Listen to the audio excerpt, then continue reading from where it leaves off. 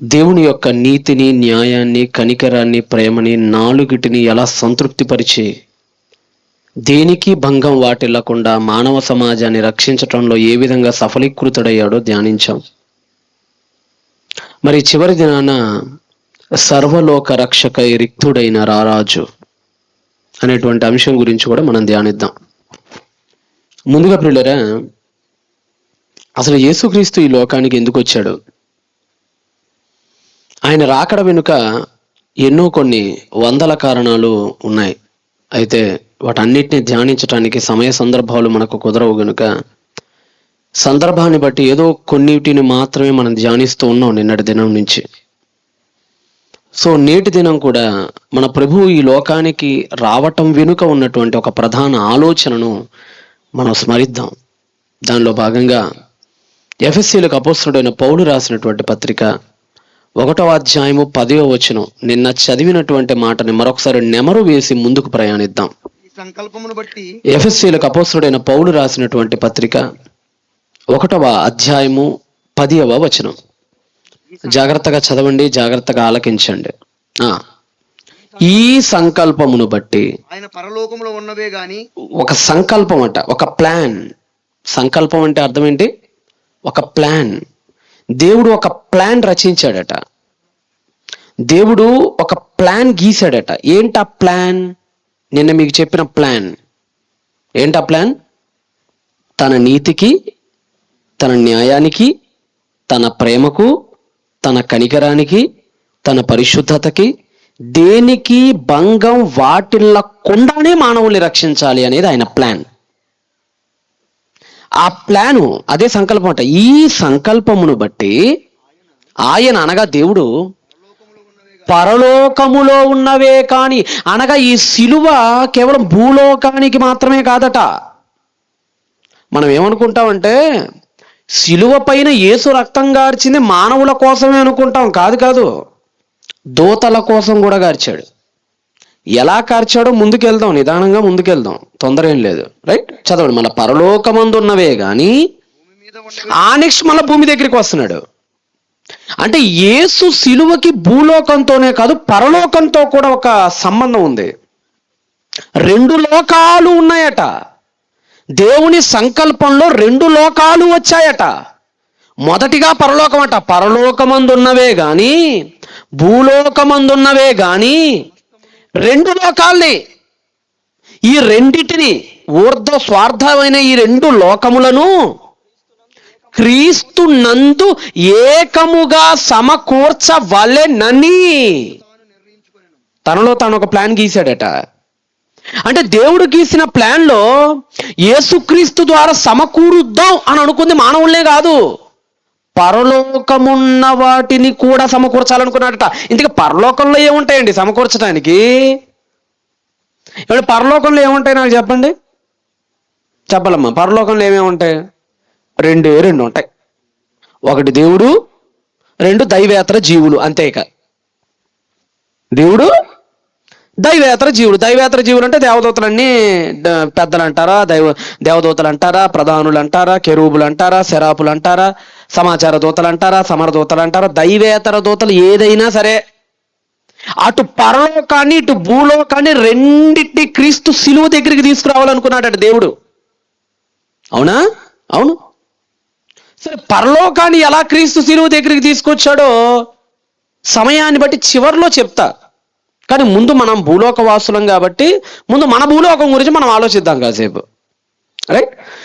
ఎలా సమకూర్చాలనుకున్నాడు ఆయన, ఎలా సమకూర్చి పెట్టాలనుకున్నాడు ఆయన అని మనం ఆలోచిస్తూ ఉంటే, బైబిల్ని జాగ్రత్తగా పఠిస్తూ ముందుకెళ్తూ ఉంటే, ఒకే మానవుడి నుంచి వచ్చినటువంటి ఈ మానవ జాతి రకరకాలుగా విడిపోయింది. మనందరికీ తెలుసు. ఏమా? మనందరం ఈరోజు కొట్టుకు చేస్తున్నాం కానీ మనందరి తండ్రి ఒక్కడే, మనందరి తల్లి కూడా ఒక్కటే. ఎవరావిడ? హవ్వ. ఎవరాయన? ఆదం. కానీ ఈరోజు మానవుడు చూడండి, మనిషికో మతం, మనిషికో మనం, మతికో మతం, గుణంకో కులం అన్నట్టుగా తయారైపోయింది. ఈరోజు మానవుడు రకరకాలుగా విడిపోయాడు. ఎన్ని రకాలుగా విడిపోవాలో అన్ని రకాలుగా విడిపోయాడు. విడిపోయిన వాడు విడిపోయినట్టు ఉండకుండా తనది కాని వాళ్ళని చంపటం కూడా ప్రారంభించాడు. మీకు తెలుసు గత ఒక 3-4 దినాల నుండి భారతదేశంకి పాకిస్తాన్కి ఒక యుద్ధం జరుగుతుంది కదా. పహల్గాంలో మన వీర జవానులు ఎందరో వీరగతి పాలయ్యారు. మీ తెలంగాణ రాష్ట్రానికి చెందినటువంటి ఒక జవాన్ చనిపోయాడట, నాయక్ ఆయన పేరు. ఆంధ్ర రాష్ట్రానికి చెందిన వాళ్ళు కూడా చనిపోయారట. వీటన్నిటి కారణం ఏంటో తెలుసా అండి? ఆ పహల్గాం అనేటువంటి ప్రాంతంలో కాశ్మీర్ లోయలో పాపం ఏదో టూరిస్టులుగా వెళ్ళి కాస్త చూసి ప్రకృతిని ఆస్వాదిద్దామని వెళ్ళినటువంటి వాళ్ళని సుమారుగా 20 మందిని పిట్టల్ని కాల్చినట్టు కాల్చి చంపేశారటండి. వాళ్ళు చేసిన పాపం ఏంటో తెలుసా? వాళ్ళు చేసిన పాపం ఒకటే, భారతీయులుగా పుట్టటం. వాళ్ళు చేసిన పాపం ఒకటే, ఆ చంపినోడి మతం కాకపోవటం. అంతేనా? ఎంత దారుణం అంటేనండి, నిజంగా పాపం మన భారతీయులు ఎంత దారుణంగా చంపేశారంటేనండి, నువ్వు నా మతం ఊడివా కావా అని అడిగి మరి అలా అలా అలా అడగటమే కాకుండా పురుషులనైతే వారి మర్మాంగాలను కూడా వెతికి మరీ చంపేశారట. ఎందుకంటే ఆ చంపిన వాడి మతంలో సున్నతి ఆచారం ఉంది. ఎవరైతే చంపారో ఆ చంపిన వాడి మతంలో సున్నతి ఆచారం ఉంటుంది. ఇప్పుడు గబక్క నీ బోటోడి దగ్గరకు నా బోటి దగ్గరకు వచ్చి నువ్వు ఎవడు రా అన్నా నేను మీ వాడిని అన్నావు అనుకో, ఎవరిని అనేసేయచ్చు, సింపుల్ కదా. కానీ దానికి ఒక క్లారిటీ సూచన ఉంటుందిగా. అందుకని పురుషులందరికీ ఆ ప్రైవేట్ పార్ట్స్ చెక్ చేసి మరీ చంపేశారట.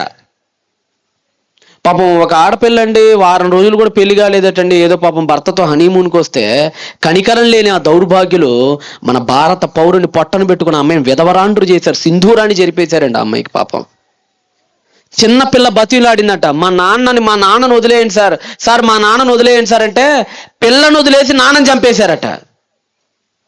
ఎంతమందిని పొట్టను పెట్టుకున్నారు? ఏం చేశారు? ఏం చేయలే. తమది కాని దేశం, తమది కాని మతం, అంతే తేడా. ఏంటి? తమది కాని దేశస్తులు, తమది కాని మతస్థులు, అందుకే లేపేశారు.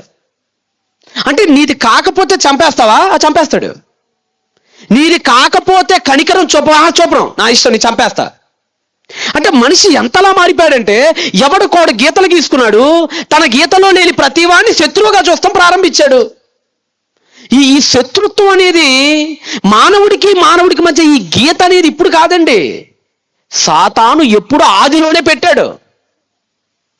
మన గతంలో నేను ఒక రెఫరెన్స్ చూపిస్తూ ఉండేవాడిని, మళ్ళీ ఒకసారి ఆ రెఫరెన్స్ నుంచే మనం ముందుకెళ్దాం. ఆదికాండము 2వ అధ్యాయము 23వ వచనాన్ని ఒకసారి మీరు చదువుతారా? గీత లేని మానవ జాతి ఎలా ఉండేదో చదవండి. గీత లేని మానవ జాతి, అది గీత లేని మానవ జాతి. ఇద్దరే మనుషులు, ఏ గీత లేని పరిస్థితులు. అప్పుడు ఆదాము ఇట్లనను, నా ఎముకలలో ఒక ఎముక, నా మాంసములో మాంసమా. స్వార్థము లేని ప్రేమలు, గీత లేని ప్రేమలు, నా అని నోరారా పిలిచినటువంటి ప్రేమలు. వాళ్ళిద్దరి మధ్య ఏమి లేదండి, నా అంటున్నాడు చూడండి. నువ్వు నా దానివి, నా ఒక్కసారి కూడా కాదు, మళ్ళీ 2 సార్లు, నా ఎముకలలో ఎముక, నా మాంసములు. అంటే నేను వేరు కాదు, మన ఇద్దరం ఒక్కటే, మన ఇద్దరి జన్మం ఒక్కటే. ఆ ఒక్కట్లో నుంచి ఒక ప్రేమ వస్తుంది ఆదాంకి. అందుకనే నా అనే శబ్దాన్ని ద్వితీయ మారులు ఉపయోగించాడు ఆయన. కానీ వాళ్ళిద్దరి మధ్య గీత పెట్టడానికి ఎంతో సమయం పట్టలేదు సాతానికి. 3వ అధ్యాయంలో వాడు వచ్చాడు, వచ్చినోడు వచ్చినట్టు ఉండకుండా భార్యని భ్రమింపజేశాడు, తినవద్దన్న పనుండి తిని ఆజ్ఞను అతిక్రమించేటట్టు చేశాడు. వారిద్దరి మధ్య ఒక గీత గీసి పారిపోయాడు. 2వ అధ్యాయం 3వ అధ్యాయము 12వ వచనం. ఆదికాండము 3వ అధ్యాయము 12వ వచనం. అందుకు ఆదాము, నాతో ఉండుటకు నీవు నాకిచ్చిన ఈ స్త్రీయే. నా అనే పదం ఎగిరిపోయింది మానవుడి మధ్యలో, ఈ అనే వేర్పాటు పదం వచ్చింది. ఈ అక్కడ పడింది గీత, అక్కడి గీసాడు గీత. భార్యాభర్తల మధ్య గీసాడు గీత. నా అనే పదాన్ని తొడిపేశాడు వాడు, ఈ అనే పదాన్ని చొప్పించాడు వాడు. ఈ అనే పదంలోనే మనకేం కనపడుతుందండి? వేరు అనేది కనపడట్లా మీకు? ఈ అనే పదంలోనే ఒక వేర్పాటు కనపడట్లా? నా అనే పదంలో ప్రేమ కనపడుతుంది, ఈ అనే పదంలో ఒక వేర్పాటు కనపడుతుంది. అంటే వాడు నా దగ్గర నుంచి ఈ దాకా పరిగెత్తిచ్చాడు, మానవుల్ని దూరం చేసుకుంటా ముందుకెళ్తున్నాడు వాడు. నిజమండి, అంతటితో ఆగలేదంటాడు. భార్యాభర్తల మధ్య గీత గీశాడు, ఆ గీత అంతటితో ఆగింది అనుకుంటున్నారా? లేదు లేదు, అన్నదమ్ముల మధ్య మరలా ఇంకో గీత గీశాడు. ఆ గీతలో ఒకరినొకడు చంపుకునేంత పెద్ద గీత అయిపోయింది అది. విషాన్ని ఇంకా ఇంకా ఇంకా విషాన్ని నూరిపోస్తున్నాడు ఆడ ఇంకులో.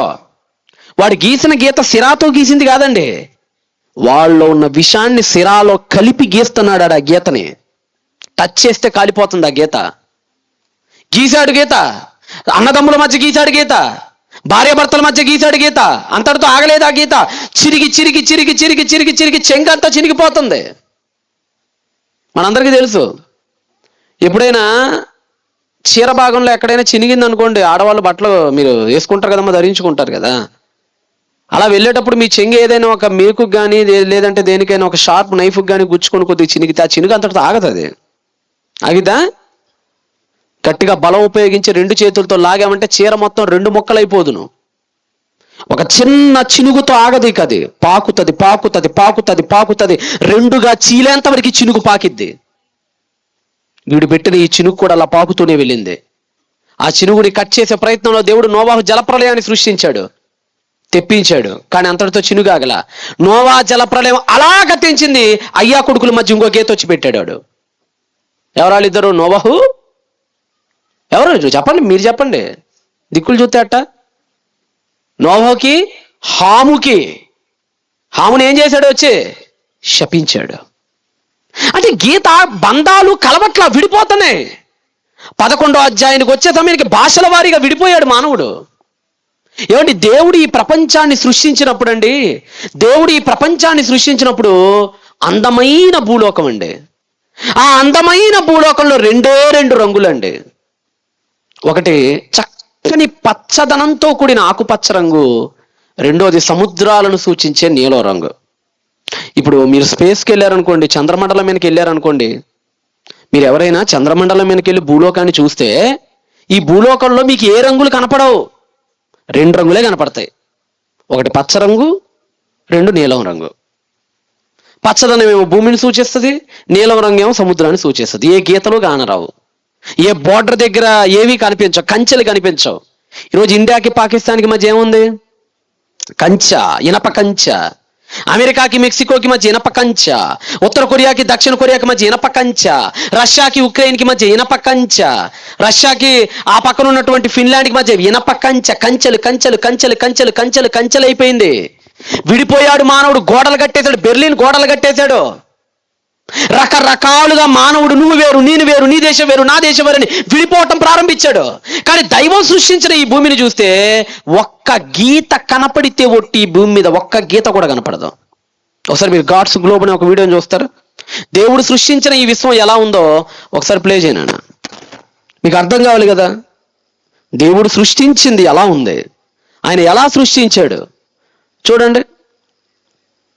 ఎంత చక్కని విశ్వం చూడండి. ఎన్ని కలర్లు ఉన్నాయండి మీకు? ఎన్ని కనపడుతున్నాయండి భూమి మీద? ఒకటి ఆకుపచ్చ, 2 నీలం. ఒకటి ఆకుపచ్చ, ఇంకేమైనా ఉందా? మెరూన్ కానీ, ఎల్లో కానీ, పింక్ కానీ, ఇంకేముంటాయమ్మా మీ కళ్ళలో? చాలా ఉంటాయి కదా. ఏమైనా ఉందా? ఏమైనా ఉందా? ఏమీ లేదు, ఏమీ లేదు. ఈ ప్రపంచానికి దేవుడిచ్చిన రంగులు 2, ఒకటి ఆకుపచ్చ, 2 నీలం. కానీ మానవుడు మొక్కలు మొక్కలు కొట్టేసి ఒక్కొక్క మొక్కకి ఒక్కొక్క రంగు అద్దేశాడు.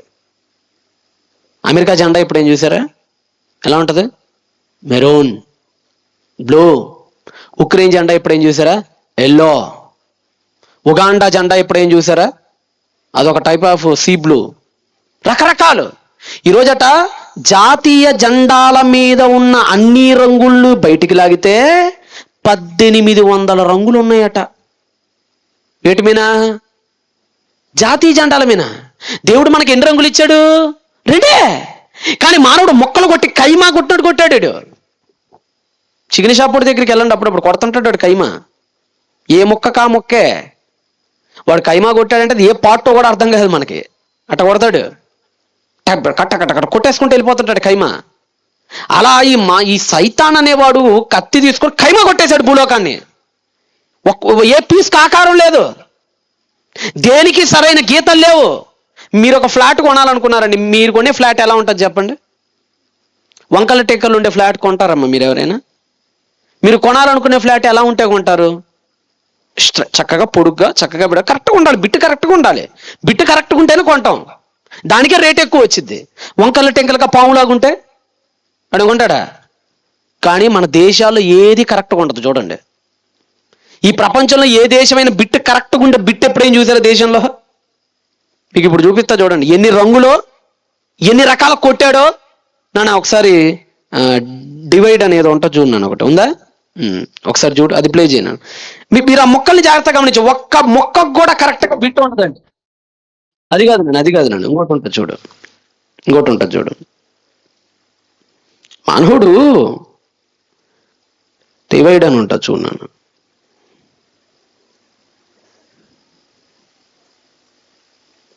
బహుశా పంపలేదట్టుకుంటారా? సారీ,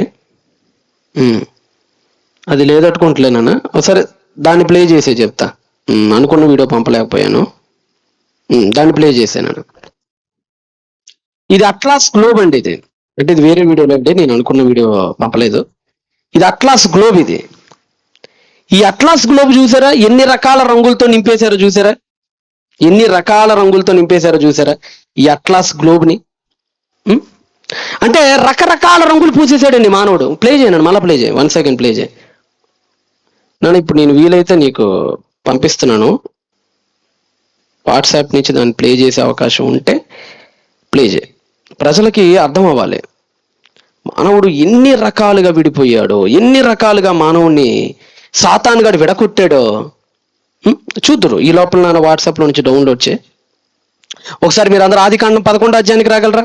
మానవుడు 10వ అధ్యాయంలో దేశాల వారీగా విడిపోతే 11వ అధ్యాయం 8వ వచనంలో ఎలా విడిపోయాడు ఒకసారి చదవండి. ఆదికాండము 11వ అధ్యాయము 8వ వచనం. అలాగున యెహోవా అక్కడ నుండి భూమి అంతటా చెదిరిపోయారట మానవులు. వీళ్ళ పాపాలని బట్టి దేవుడు చెదరగొట్టేశాడు, చెదిరిపోయారు.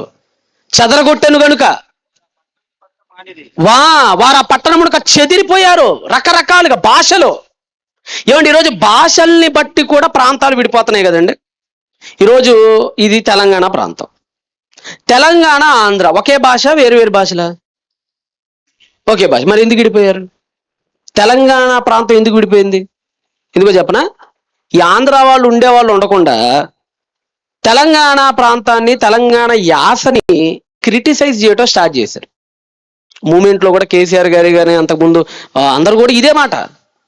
తెలుగు అనేది ఎలా ఉండాలంటే అదిగో అక్కడెక్కడో విజయవాడ బస్ స్టాండ్లో మాట్లాడే భాష మాత్రమే సరైన తెలుగు అని, ఇంక ఈ ప్రపంచంలో ఈ ప్రాంతాల్లో మాట్లాడే ఏ భాష అసలు సరైన తెలుగే కాదని, కల్తీ తెగులని వీళ్ళు ఎప్పుడైతే ఎక్కిరించడం ప్రారంభించారో దానికి మనోభావం దెబ్బతినింది, ఆత్మగౌరవం దెబ్బతినింది ప్రాంతవాసులకి. అందుకని ఏమైపోయారు? విడిపోయారు. ఇప్పుడు ఒకసారి ఆ వీడియో చూడండి, ఒకసారి ఇప్పుడు ఆఫ్ చేయను. అది చూడండి, ఎన్ని రకాలండి ఆ మొక్కలు చూడండి, ఎన్ని రకాలు కొట్టేశారు చూడండి ఆడు మొక్కలు. ఏ ఒక్క రంగు అయినా దేవుడు ఇచ్చిన రంగు ఉందండి దానిలో? ఏంటి ఆ మొక్కలేంది అసలు? ఎన్ని మన మటన్ కొట్టి మస్తాన్ గడి బెటర్ కదా దీనికంటే. అది చూడండి ఎట్ట కొట్టేశాడు చూడండి అసలు. ఏ ఖండం, ప్రతి ఖండంలో మొక్కలు మొక్కలు మొక్కలు మొక్కలు మొక్కలు మొక్కలు మొక్కలు మొక్కలు, కంటికి కనిపించని మొక్కలు. అవన్నీ దేశాలండి. అవన్నీ ఏమనుకున్నారు? అవన్నీ దేశాలు, అవన్నీ దేశాలు. అదిగోండి ఉరుగ్వే అని, పరాగ్వే అని, అదిగోండి ఎన్ని రంగులో చూడండి, ఎన్ని రంగులో చూడండి 1800 రంగులు అద్దేశాడండి. ముక్కలుగా కొట్టేశాడండి మొత్తం ఖండాల్ని. లైట్స్ ఆన్ చేయండి. ఇలా మానవులు ఈ ప్రపంచంలో దేవుడు ఫలించమని చెప్తే, దేవుడు విస్తరించమని చెప్తే వీళ్ళు విడిపోయారు. విస్తరించడం వేరు, విడిపోవటం వేరు. దేవుడు ఏం చెప్పారు? మీరు ఫలించి అభివృద్ధి పొంది విస్తరించండి. వీడేం చేశాడు తెలుసా? విడిపోండి. దేవుడు విస్తరించమని ఆజ్ఞిస్తే మానవుడు విడిపోవటం ప్రారంభించాడు. అలా ఒక్క రకంగా కాదు. ఈరోజు ప్రపంచంలో ఎన్ని మతాలు ఉన్నాయో తెలుసా? ఎన్ని భాషలు ఉన్నాయో తెలుసా? ఎన్ని కులాలు ఉన్నాయో తెలుసా? కులాల వారీగా కొట్టుకునే వాళ్ళు లేరండి. బోర్డర్ దగ్గరేమో మతమటికి చంపుతాడు, మన దగ్గరేమో కొన్ని ప్రాంతాల్లో కొంతమంది కులమడికి చంపుతారు. కులమడికి చంపేవాళ్ళు లేరా? రండి మా గుంటూరు వైపు చుండూరు ప్రాంతానికి రండి, కారంచేడు ప్రాంతానికి రండి. దళితుల్ని ఊచకోత కోసిన గాథలు ఇప్పటికీ సమాధులు పలకల మీద కనపడుతూనే ఉంటాయి. ఊచకోతలో ఎందుకో అంబేద్కర్ గారు ఎందుకు చేశాడు ఆ చౌదారి యాత్ర మహారాష్ట్రలో? కులాల పేరిట చంపిన వాళ్ళు లేరా? తన కూతురు వేరే కులమోని పెళ్లి చేసుకుందని మీ కళ్ళ ముందు మీ దగ్గరే కదండి. మిర్యాలగూడ ఎంత దూరం అండి మీకు ఇక్కడి నుంచి? సూర్యాపేట దాటిన తర్వాతే కదండి. మీ మిర్యాలగూడలో చంపలేదా? ఈరోజు కులాల పేరిట కొట్టుకు చావట్లేదా? మతాల పేరిట దేశం బయట కొట్టుకు చేస్తున్నాం, కులాల పేరిట దేశం లోపల కొట్టుకు చేస్తున్నాం.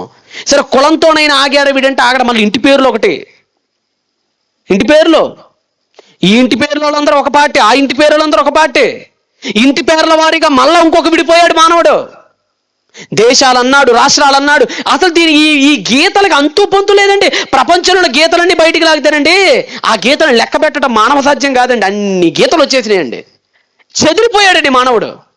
ఇలా చెదిరిపోయిన మానవులందరినీ సమకూర్చాలి. ఇప్పుడు ఏం చేయాలి? సమకూర్చాలి.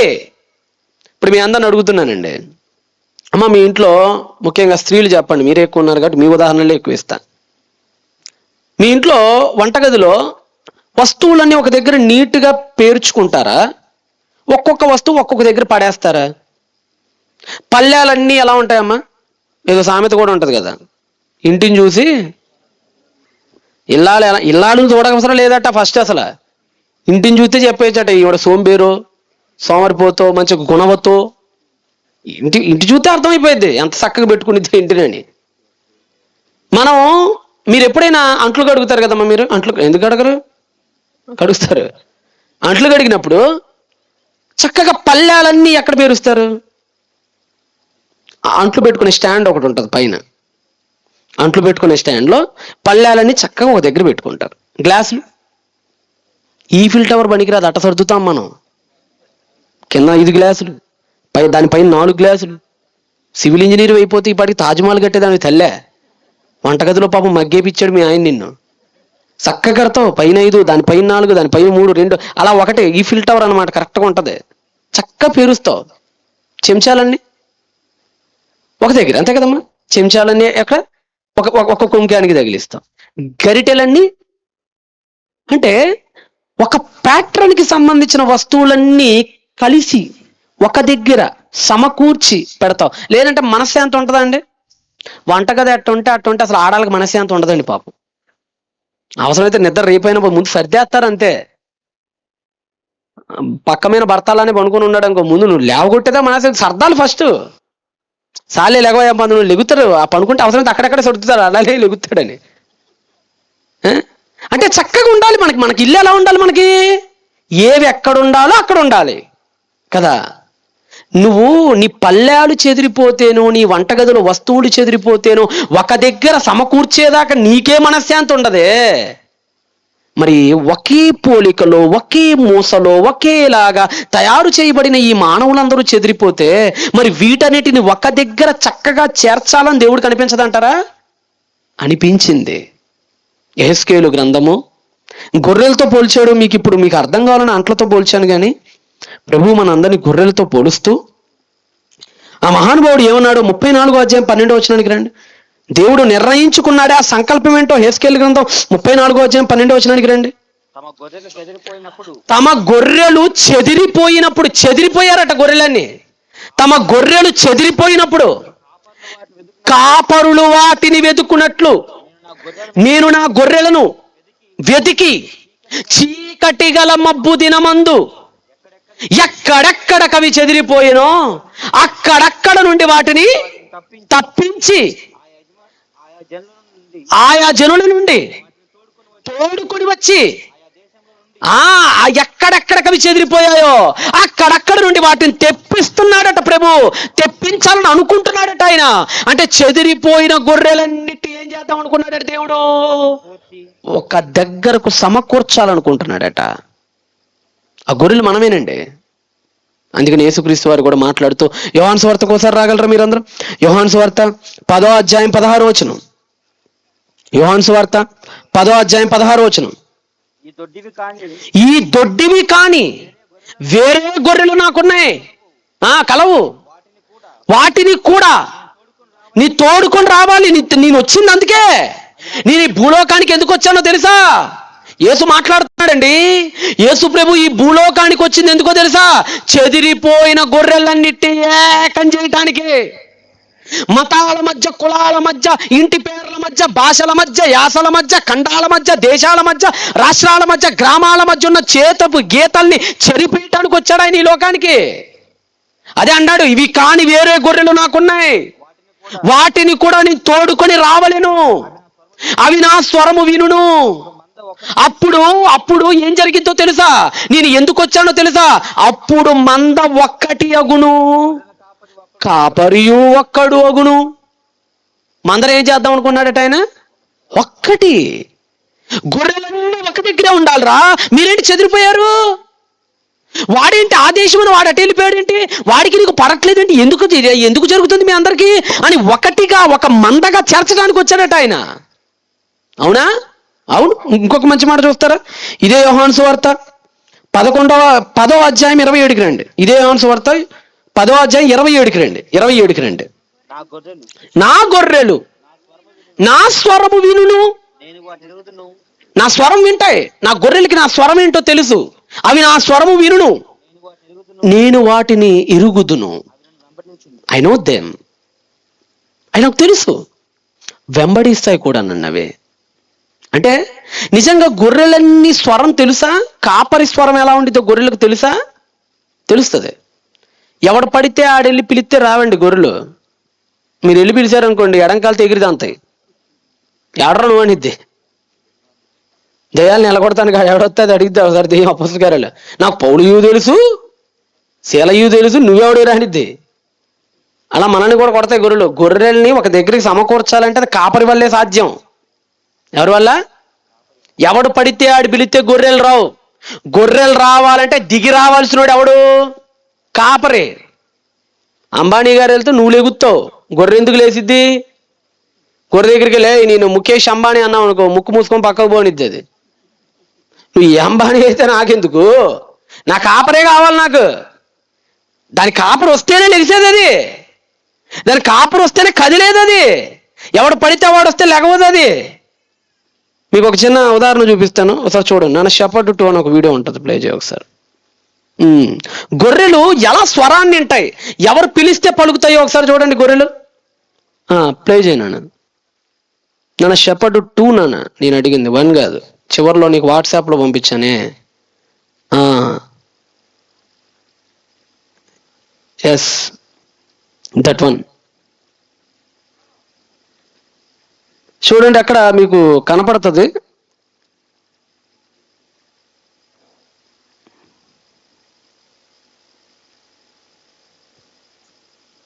ఏనన్నా వాట్ హ్యాపెన్?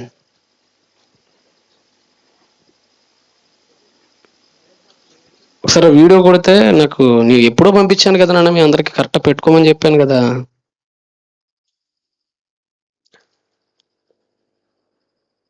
ఆ వీడియోలో కొన్ని పరీక్షలు పెట్టారండి గొర్రెలకి. కొన్ని పరీక్షలు, ఎవడు పడితే ఆడు పిలిస్తే పలుకుతాయా పలకవా, కాపరే రావాల్సిందేనా? అదిగో చూడండి, ఇది టెస్ట్ 1 అండి. వాల్యూమ్ పెట్టినాను సుధీర్. ఇది టెస్ట్ 1 అండి. ఒక ఆవిడ వచ్చి పిలుస్తుంది గొర్రెల్ని, పిలుస్తుంది. మళ్ళీ ఫస్ట్ గా నుంచి ప్లే చేయను, ఫస్ట్ గా నుంచి. ఇది టెస్ట్ 1. ఈవిడ కాపరి కాదు, అవన్నీ గొర్రెలు. అస్సలు పలకట్లేదు ఒక గొర్రె. ఇది టెస్ట్ ఆబ్జెక్ట్ 3. ఇంకొక ఆవిడ వచ్చింది, పిలుస్తుంది గొర్రెల్ని. ఒక్క గొర్రె కదలట్లా. ఇప్పుడు అసలైన యజమాని వచ్చాడు, అసలు కాపరేతనం.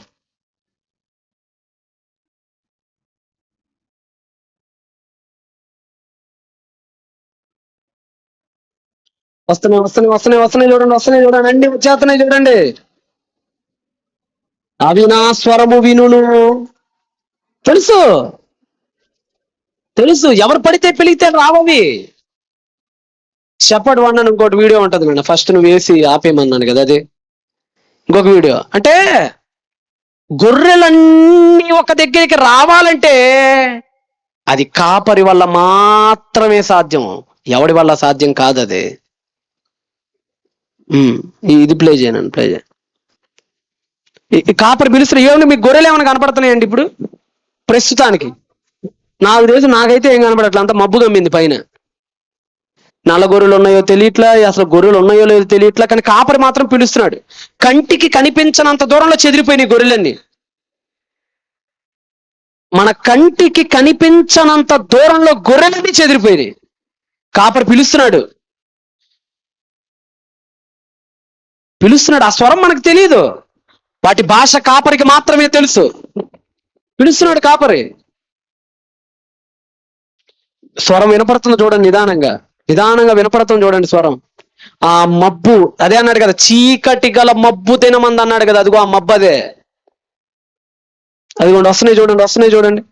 ఒక్కసారిగా చెదిరిపోయిన గొర్రెలన్నీ, ఇప్పుడు మీకు వస్తున్న గొర్రెలు గమనించండి. నల్ల గొర్రెలు ఉన్నాయి, తెల్ల గొర్రెలు ఉన్నాయి, నలుపు తెలుపు కలగలిపిన గొర్రెలు ఉన్నాయి.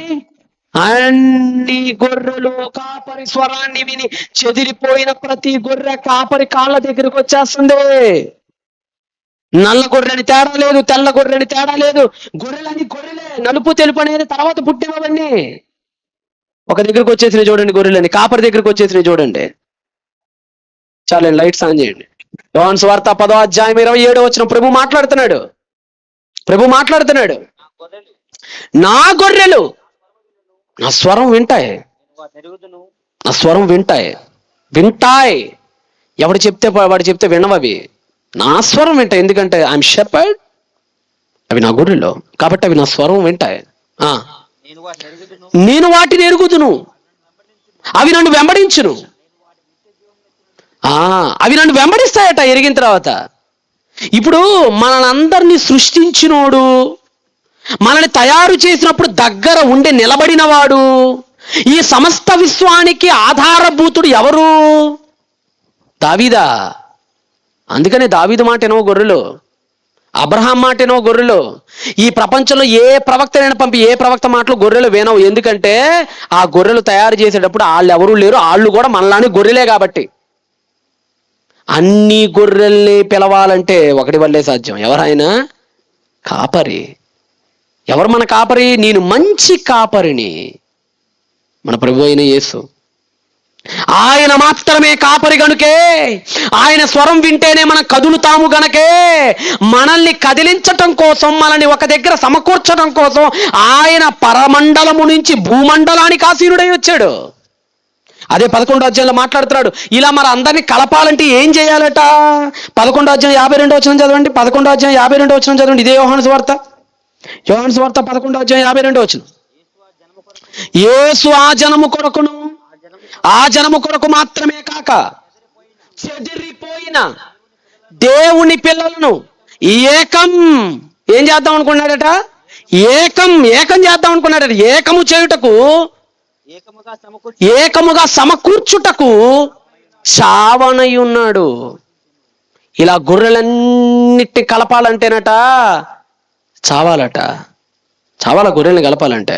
అవునండి, గొర్రెలన్నీ పిలిస్తే వచ్చే గొర్రెలు కావండి, గొర్రెలు కఠినమైపోయినాయి. ఇప్పుడు మనం పిలిస్తే వచ్చే గొర్రెల్లాలేమో, చెవుడొచ్చింది గొర్రెలకి. ఇప్పుడు ఈ గొర్రెల బదిరత్వం గమ్మింది గొర్రెలన్నిటికీ. ఇప్పుడు ఈ గొర్రెలకి మాట అర్థం కావట్లా. ఇప్పుడు కొంతమంది ఉన్నారండి, సైకిల్తో చేసే తప్ప అర్థం కాదండి. అంతేనా? చెవిటి వాళ్ళకి ఎలా అర్థం అయిందండి? మాట చెప్తే నువ్వు గొంతు చిచ్చుకొని నడిచిన అర్థం కాదు. వాళ్ళకి సైగ కావాలి. సైగతో మాత్రమే అర్థం చేసుకోగలుగుతాయి. యేసు ఒక సైగ ఇవ్వాలనుకుంటున్నాడు, ఒక సైగ.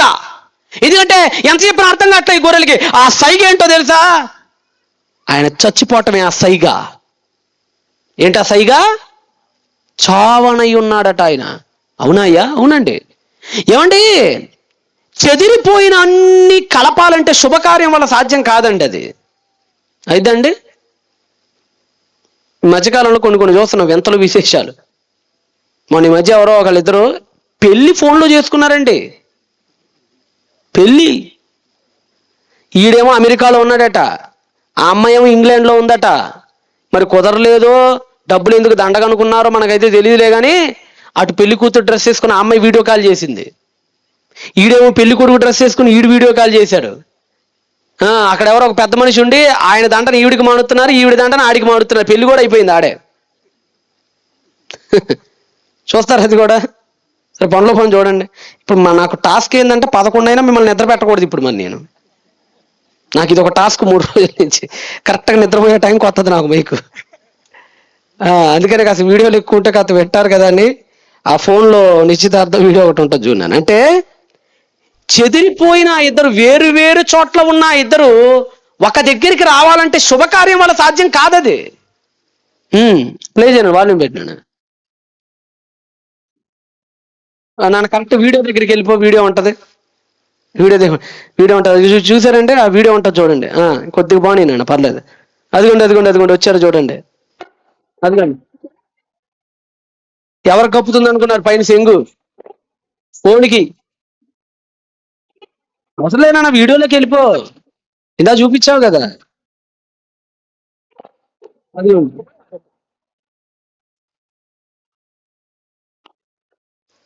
చూసారా, ఏమున్నాయమ్మా పెళ్ళికూడు కనపడట్లేదు, నాకేమైనా కళ్ళు సైట్ వచ్చింది అనుకున్నారు. ఫోన్లో ఉంది పెళ్ళికూతురు దాక్కుంది, పెళ్ళికొడుకేమో ఆ ఫోన్లో దాక్కున్నాడు. ఇప్పుడు ఇద్దరు ఏంటి, అదిగోండి చూసారా. ఇంకోటి ఫార్వర్డ్ చేయను, పర్లేదు. ఇంకా అదిగోండి వేరు వేరు దేశాల్లోకి వెళ్ళిపోయారట వాళ్ళిద్దరు. మరి రావటం కుదరలేదు అట్టుకుంటా. అదిగోండి ఆన్లైన్ ఏమైపోయింది, వాట్సాప్ అంట. అదిగో 2 ఫోన్లు ఫేట్లపై పెట్టారట. తిలకం కూడా, ఫోన్కి తిలకం పెట్టేశారు వీళ్ళు. మేధావులండి, తాలిబొట్టు కూడా కట్టేస్తే అయిపోయేది ఆడే.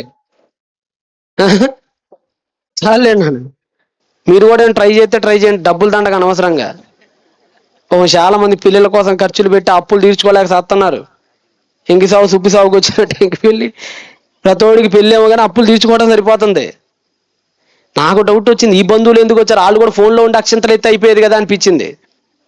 మరి వీళ్ళు ఎందుకు పాపం, వాళ్ళిద్దరికి లేని వీళ్ళకి ఎందుకండి, కందకి లేని దొరత కత్తిపేటకి ఎందుకు అంటారు కదా. వాళ్ళిద్దరికే లేదు, పెళ్లి జరుగుతుంది, వెళ్ళి కలుసుకుందాం ఒక దగ్గర కానీ పాపం వీళ్ళందరూ ఏకమే ఒక ఆవిడ చెంగేస్తుంది, అక్కడక్కడ అక్షంతలు, దేని మీద అక్షంతలు. వీళ్ళేమో అక్కడ పడ్డట్టుగా వాళ్ళ బిల్డప్లు, వాళ్ళు కమల్ హాసన్ మించిపోయారు వాళ్ళ నటనలో. తాళి కట్టేటప్పుడు వంగిపోతుంది ఆ అమ్మాయి, ఏదో నిజంగా కట్టేస్తున్నట్టు. మరి ఆ తర్వాత కూడా మరి ఫోన్లో ఏమైనా ఉంటాయేమో, పిల్లల్ని కూడా ఫోన్లోనే కనేస్తారో, మనం నడకూడదు, వాడు చెప్పకూడదు, అలా తయారైపోయారు. అంటే ఒక శుభకార్యం చెదిరిపోయిన వాళ్ళిద్దరిని ఒక దగ్గరికి తీసుకురాలేకపోయింది. ఒక శుభకార్యం వేరు వేరు దేశాల్లో ఉన్న వాళ్ళని ఒక టెంట్ కిందకి తీసుకురాలేకపోయింది. నాకు తెలిసిన మా బంధువులు సమాజం ఒకటి ఉందండి, వాళ్ళ చెల్లి పెళ్ళి, ఒకే ఒక చెల్లి, 3 అన్నలు ఆ అమ్మాయికి. ఒకడు ఆస్ట్రేలియా, ఒకడు యూకే, ఒకడు యూఏఈలో ఉంటాడు. వద్దామని అనుకున్నారు కానీ ఆ టికెట్ బాగా 1.5 lakh 2 lakh దాకా ఉందట అది. మరి వాడికి ఏమైందో, లేదంటే వాళ్ళు లీవ్ ఇవ్వలేదు, ఎన్నో కారణాలు ఉన్నాయి వాళ్ళకి. మొత్తానికి లీవ్ ఇవ్వలేదని చెప్పేసి ఫోన్లోనే చూసి ఆ అమ్మాయిని ఆశీర్వదించేస్తున్నారండి అక్కడ. అంటే ఈరోజు మీకు ఎందుకు చెప్తున్నానంటే ఈ విషయాలు, ఒక శుభకార్యం కలపలేకపోయింది, ఒక టెంట్ కిందకి తీసుకురాలేకపోయింది. కానీ ఒక చావు, ఒక మరణం కదిలించేస్తుందండి. ఏమని శత్రువు కూడా దేనికి వస్తాడు చెప్పండి, కనీసం చచ్చిపోతే చావుకు వస్తాడా, పెళ్ళికి వస్తాడా చెప్పండి. శత్రువు కూడా, అన్నదమ్ములు ఇద్దరు కొట్టుకున్నారండి, ఆడి పెళ్ళికి ఈడేళ్ళడు, ఈడి కూతురు పెళ్ళికి ఆడేళ్ళడు. కానీ నాన్న చచ్చిపోయాడు, నాన్న సమాధి పెట్టులో ఉన్నాడు, నాన్నని అంత్యక్రియలు చేయబోతున్నారు. అప్పటిదాకా పలకని తమ్ముడు కూడా ఏమొకస్తాడు, వస్తాడు. మాటలు అప్పటిదాకా ఉండవు, కానీ ఒక మాట పలుకుతాడు. ఏరా ఎలా జరిగిందిరా, ఎప్పుడు జరిగింది, ఓ మాట చెప్పలేదే. మాట కలుస్తుంది, అడుగు కలుస్తుంది. అప్పటిదాకా వేరువేరుగా ఉన్న వాళ్ళు ఒక్కసారిగా ఏడుస్తారు, ఒకటిగా కౌగిలించుకుంటారు. అప్పటిదాకా వేరువేరుగా ఉన్న వాళ్ళు ఒక భుజం మీద ఇటువైపు, అతనేమో ఇంకో భుజం మీద అటువైపు పెట్టుకొని ఒక తండ్రిని మోస్తారు, ఒక దగ్గరికి వెళ్తారు, ఒక సమాధి దగ్గర నిలబడతారు. శుభకార్యం కలపలేకపోయింది, కానీ ఏ కార్యం కలపగలదు, ఒక చావు కలపగలదు, ఒక టెంట్ కిందకి తీసుకురాగలదు. శత్రువుల్ని కూడా టెంట్ కిందకి తీసుకురాగలిగింది ఎవరండి, చావే కదండి. శత్రువులు చచ్చిపోయినా కానీ ఏం చెప్తామండి మనం, శత్రువులు చచ్చిపోయినా సరే ఆ సమాధి దగ్గరికి వెళ్తాం, అక్కడ మన శత్రుత్వం చూడం. అంటే శత్రువులనైనా, మిత్రువులనైనా, కొడుకులనైనా, కూతురులనైనా, దేశ విదేశాల్లోకి చెదిరిపోయిన వాళ్ళనైనా, కర్ణ కఠినాత్ములనైనా ఒక దగ్గరికి తీసుకురాగలిగిన సత్తా దేనికుంది? ఒక మరణంకు ఉంది.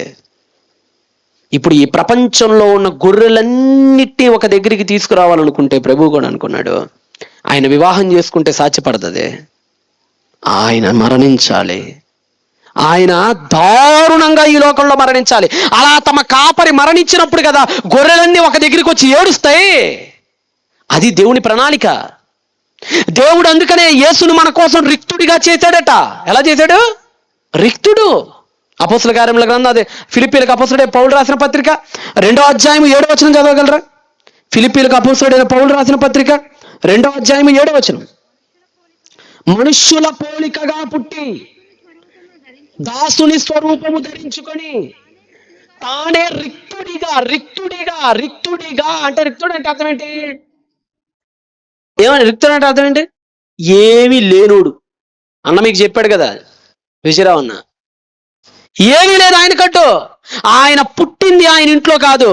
ఎక్కడ పుట్టాడు? ఎక్కడో దారి మధ్యలో. ఆయన చచ్చిపోయింది ఆయన కోసం తొలిపించుకున్న సమాధిలో కాదు, ఎవరో అరిమితే యోసేపు సమాధి.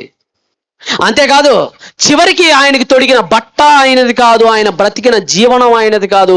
ఇందాక అన్న మీకు జ్ఞాపకం చేశాడు, నక్కలకు బొరియలు ఉన్నవి, ఆకాశ పక్షులకు గుళ్ళు ఉన్నవి, మనుష్య కుమారుడు తలవాల్చుకున్నటకు స్థలం లేదు.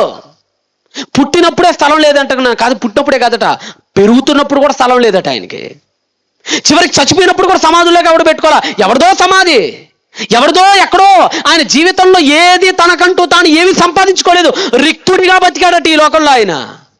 అదే అంటాడు, తనను తాను చదవడం రిక్తుడిగా చేసుకొని మరియు ఆయన ఆకారమందు మనుష్యుడిగా కనపడి మరణం పొందేంతగా, అనగా శిలువ మరణం, అది కూడా శిలువ మరణం పొందేంతగా విధేయతండి. యేసు ఈ లోకానికి ఏం నేర్పించడానికి వచ్చాడో తెలుసా? ఒకని అవిధేయత వలన, చదువుకున్నాం మనం రోమన పత్రికలు ఏమన్నా, ఒకని అవిధేయత వలన లోకములోనికి పాపము ఎలాగున ప్రవేశించనో అటులాగునే ఒకని విధేయత వలన. అంటే ఆదాము ఏమయ్యాడు? అవిధేయుడయ్యాడు. అవిధేయుడైన మానవుడికి ఏం నేర్పించాలి? విధేయత. మరి విధేయత నేర్పించాలంటే హెబ్రీయులకు అపోస్తలుడైన పౌలు రాసిన పత్రిక, మరి విధేయత ఎలా నేర్పిస్తాడండి? విధేయత ఎలా నేర్పిస్తాడో హెబ్రీయులకు ఆయన పత్రికను రాస్తున్నాడండి. చదవండి ఒకసారి మీరు అందరూ కూడా. హెబ్రీయులకు అపోస్తలుడైన పౌలు పత్రికను రాస్తూ 5వ అధ్యాయము 10వ వచనం, 5వ అధ్యాయం 10వ వచనం, 7 నుంచి కూడా చదవండి. 7 నుంచి కూడా 5వ అధ్యాయం 7వ వచనం. ఇప్పుడు ఆదాము అవిధేయుడయ్యాడు, ఆదాము నుంచి వచ్చిన సంతానం కూడా అవిధేయులైంది. ఇప్పుడు అవిధేయులైన ఈ మానవులకి విధేయత నేర్పించాలి. అలా నేర్పించడానికి ఈయన ఏం చేశాడట? శరీరధారి అయి ఉన్న దినములలో మహారోదనముతోనూ కన్నీళ్లతోనూ తను మరణము నుండి రక్షింపగలవానికి ప్రార్థనలు యాచనలు సమర్పించి భయభక్తులు కలిగి ఉన్నందున ఆయన అంగీకరింపబడెను. 8వ వచనం. ఆయన కుమారుడై ఉండి తాను పొందిన శ్రమల వలన విధేయతను నేర్చుకొనెను. ఏం చేశాడట? విధేయతని నేర్చుకున్నాడట. నేర్చుకుని ఎవరికి నేర్పించాడు? చెప్పండి, ఎవరికి నేర్పించారు? అవిధేయులైన ఆదాము సంతతికి నేర్పించాడు. రేయ్, విధేయతగా ఎలా ఉండాలో నేను చూపిస్తారండి. విధేయతగా ఎలా ఉండాలో నేను చూపిస్తారండి.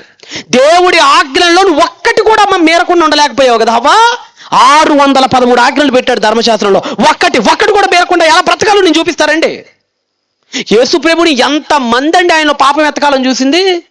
ఎంతమంది అండి ఆయన ఎప్పుడెప్పుడు గీత దాడతాడని చూసి ఒక్కసారి దాటాడండి ఆయన గీత? ఒక్క చోట గీత దాటాడండి ఆయన? దాటించలేకపోయింది ఈ సమాజం. యేసు ప్రపంచానికి నేర్పించేది తెలుసా?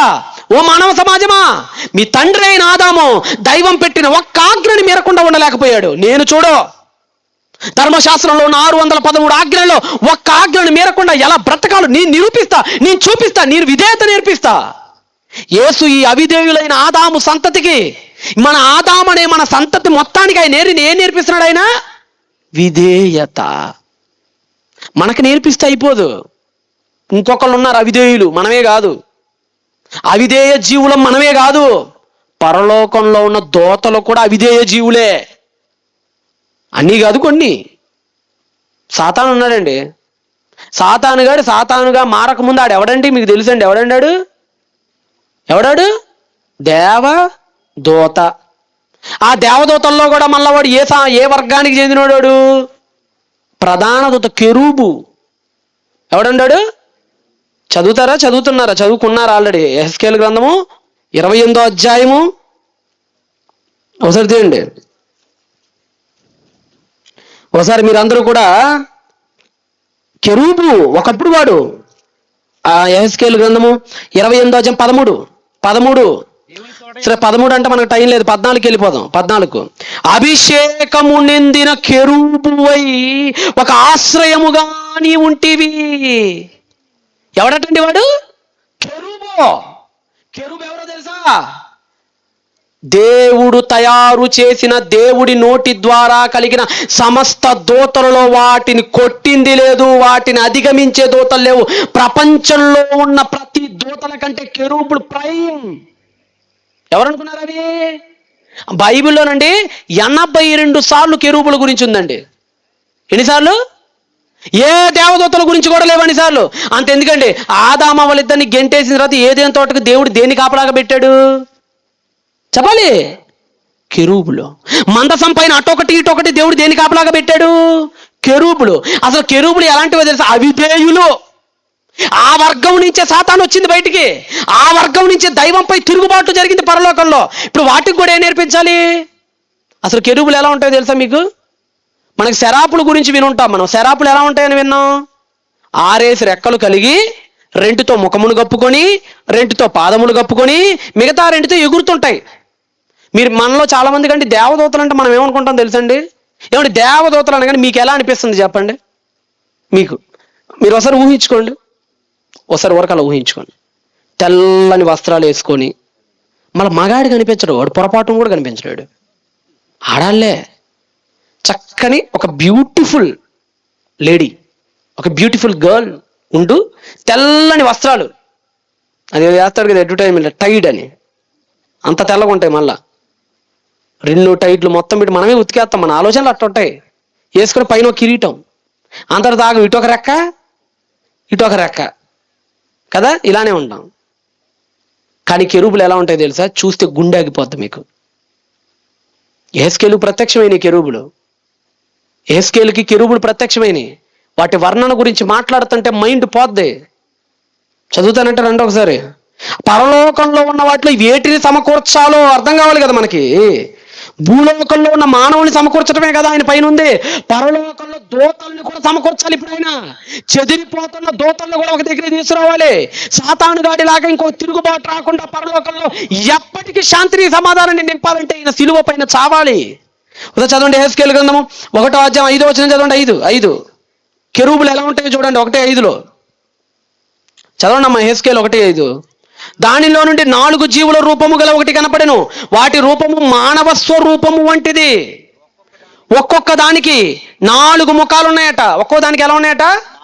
4. లెఫ్ట్ ఒకటి, రైట్ ఒకటి, ఫ్రంట్ ఒకటి, బ్యాక్ ఒకటి, 4 ముఖాలు ఉన్నాయట. 4 రెక్కలు కూడా ఉన్నాయట.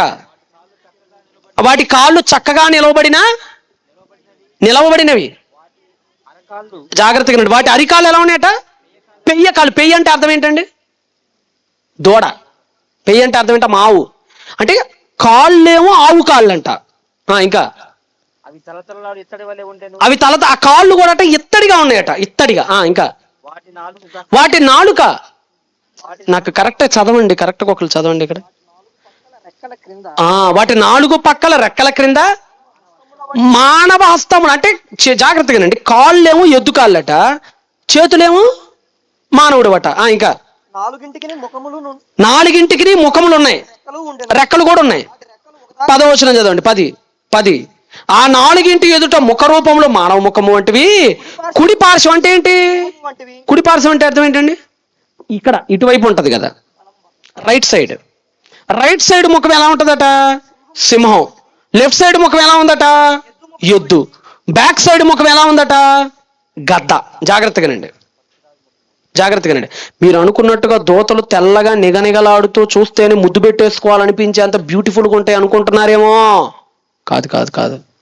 కాళ్ళు చూస్తే పెయ్య కాళ్ళు, ఎదురు మొహం చూస్తే మానవుడిది, కుడి మొహం చూస్తే సింహానిది, ఎడం మొహం చూస్తేనేమో ఎద్దుది, వెనక మొహం చూస్తేనేమో పక్షి రాజుది, చేతుల నిండా కాళ్ళ నిండా అన్నిటి నిండా కన్నులు ఉన్నాయట. 13 వచనం చదవండి. 13. ఆ జీవుల రూపములు నిప్పులట ఆ దివిటీలతోను సమానములు. అసలు చూడండి, అసలు బైబిల్ చెప్పిన వివరణ వేరు, దేవదూతలకి లోకం ఇచ్చిన వివరణ వేరు. ఎలా ఉంటుందో ఒకసారి వీడియో చూపిస్తా చూడండి, మీకు అర్థం కావట్లేదు. కెరూబులు ఎలా ఉంటాయి అంటే యేసు సిలువకి పరలోకానికి ఏంటి అసలు సంబంధం? ఒకసారి ప్లే చేయండి. కెరూబు అనే ఒక వీడియో ఉంటుంది చూడు. కెరూబులు ఎలా ఉంటాయి అదిగోండి, చూస్తున్నారా? అదిగోండి, అగ్ని గోళాలలో మండుతున్నటువంటి అపరంజుల వంటివండి. ఫార్వర్డ్ చేయను, కొద్ది కొద్దిగా ఫార్వర్డ్ చేయి, కొద్దిగా ఫార్వర్డ్ చేయాలి. అది కూడా చూసారా? పాజ్లో పెట్టాను. ఏ ముఖం అండి అది? ఏ ముఖం అది? మానవ ముఖం. ఇంకా నెక్స్ట్ ప్లే.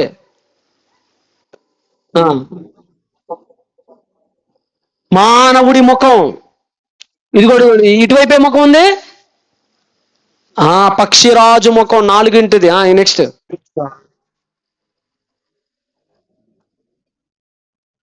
ఎద్దు ముఖం. ఇంకా 4 జీవుల ముఖాలవి. 4 ప్లే చేయి. అదిగోండి, మానవుడి ముఖం, ఎద్దు ముఖం, పక్షిరాజు ముఖం, సింహం ముఖం. చూసారా? దేవదూత ఎలా ఉన్నాయో చూసారా? అగ్ని గోళాలవి. ఫార్వర్డ్ చేయను, ఇంకా ఫార్వర్డ్ చేయి. అదిగోండి, కాళ్ళు ఎలా ఉన్నాయట? పెయ్య కాళ్ళు. ఇంకా ప్లే చేయను. పెయ్య కాళ్ళు. ఎదుగోండి, మొత్తం కళ్ళేనట. చూస్తే గుండె లాగిపోతాయి మానవుడికి. ఇంకొద్ది ఫార్వర్డ్ చేయనా, ఇంకొద్దిగా. వాటి చుట్టూనట, ఇంకా మీకు 1వ అధ్యాయం అంతా చదవండి ఇంటికి వెళ్ళిన తర్వాత. ఆకాశం మొత్తం మెరుపు వర్ణం అయిపోయిందట. ఇంకా ఫార్వర్డ్ చేయనా, ఇంకా అదిగోండి అదిగోండి మెరుపు వర్ణం అయిపోయిందట ప్రత్యక్షంగానే. అగ్ని గోళాలు తిరుగుతున్నాయట వాటి చుట్టూ.